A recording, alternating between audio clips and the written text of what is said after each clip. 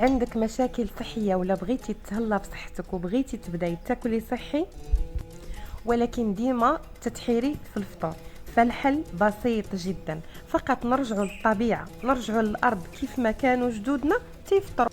عندك بزاف ديال الاختيارات الصحية اللي تيخليوك تبداي نهارك براحة وبطاقة حقيقية وبلا مشاكل، لأن الأكل الطبيعي هو اللي كيصون صحتنا. نقدروا نخليوه جزء من حياتنا اليومية، أفكار بسيطة صحية وزوينة باش تهلا بصحتك وباش يكون الفطور ديالك ديما متوازن وعلى قد الريجيم ديالك. عندي زبدة الفول السوداني الطبيعية بالكامل محلات فقط بالتمر مع خبز ديال الذرة البلدية البيضة القديمة ديال الجدود مع الحمص معيزو. فطور ديال الهمة ومذاق رائع جدا، يجمع بين الأصالة والبساطة والقوة والفائدة.